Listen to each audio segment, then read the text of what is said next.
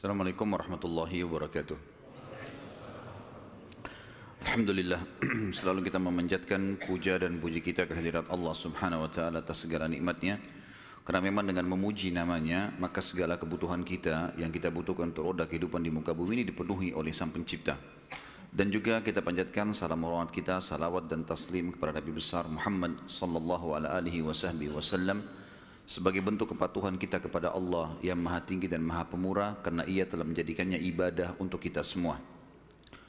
Melanjutkan bahasan kita Sirah Nabawi, dan kita sudah panjang lebar membahas tentang awal kisahnya kota Mekah, air Zam-Zam, kemudian adanya penduduk Mekah dari suku Jurhum, panjang lebar sampai kasus perintah haji, adanya perintah haji, segala macam hal yang berhubungan dengan awal-awal sekali cerita tentang kota Mekah.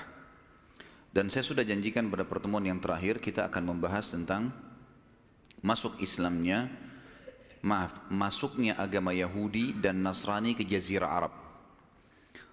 Karena memang ada di zaman Nabi SAW, terutama negeri Yaman, itu ada orang-orang Arab tapi agamanya Yahudi. Begitu pula ada negara-negara Arab dan orang-orang Arab, bahkan sampai hari ini ada yang beragama Nasrani. Bagaimana bisa ini terjadi? Maka kita akan rentet insya Allah sejarahnya pada pertemuan sekarang. Dan semua ini teman-teman sekalian, sebagaimana saya jelaskan pada awal pertemuan kita sebenarnya bisa membahas langsung dari lahirnya baginda Nabi SAW. Tetapi menurut saya pribadi terlalu banyak informasi yang hilang, yang semestinya kita ketahui sebelum lahirnya Nabi SAW, terutama keadaan Jazirah Arab itu sendiri. Kalau apa yang kita bahas, bagaimana nanti akan antum dengarkan panjang lebar cerita tentang Jazirah Arab ini, ternyata sebelum Nabi SAW ada rentetan histori yang panjang sampai lahirnya Nabi mulia ini. Dan kenapa beliau diutus di kota Mekah. Kita mulai dengan agama Yahudi teman-teman sekalian. Yahudi sebenarnya diambil dari kata-kata Huda, di antara maknanya adalah Huda. Dan ini diambil dari perkataan Bani Israel pada saat mereka menyembah patung yang dibuat oleh Samiri, di mana Nabi Musa alaihissalam pergi ke gunung Tursina untuk menerima wahyu Taurat selama 40 hari. Ternyata Samiri ini dia membuat rekayasa, dari dia digoda oleh syaitan, membuat patung sapi dari emas lalu disuruh Bani Israel sembah. Intinya mereka sembahlah, mayoritasnya ikut-ikutan sembah. Nabi Harun alaihissalam tidak punya daya seperti Musa alaihissalam yang tegas, sehingga akhirnya Samiri berhasil tanda kutip di sini mengalahkan suara dari Nabi Harun alaihissalam, sehingga banyak kaumnya tidak mau ikut Nabi Harun dan mereka berkata, kami tunggu Musa sampai kembali aja.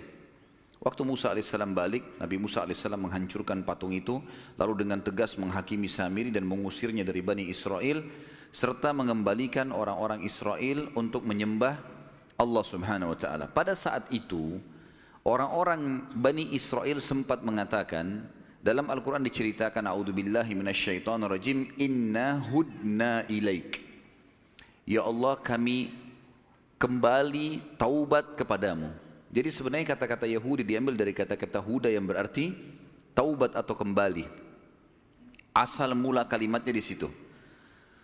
Kemudian menjadilah sebuah predikat yang memang Allah sendiri sebutkan istilah ini untuk mereka. Semua pengikut Musa sampai hari kiamat yang tidak mau lagi meyakini ada Nabi setelah Musa, namanya Yahudi.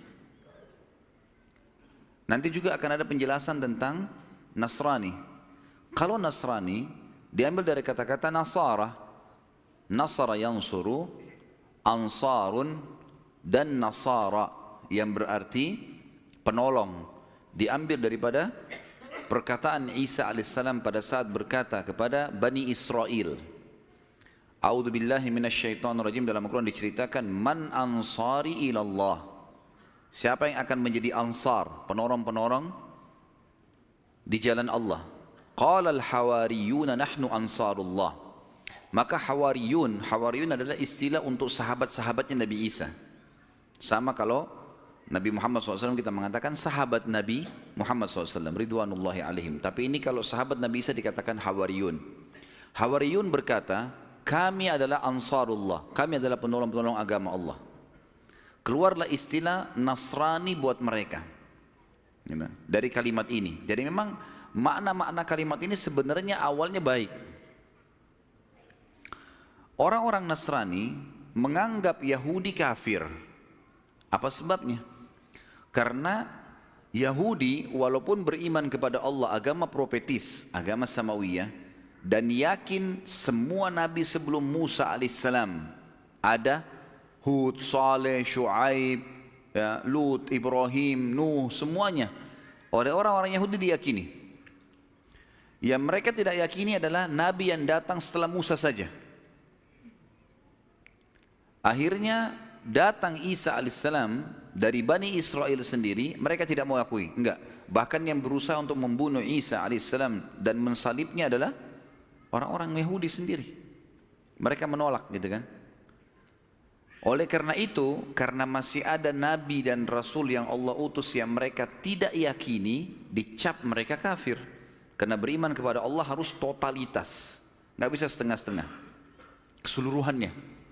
Kita yakini semua apa yang diperintahkan oleh Allah, maka pasti kita akan dikatakan beriman.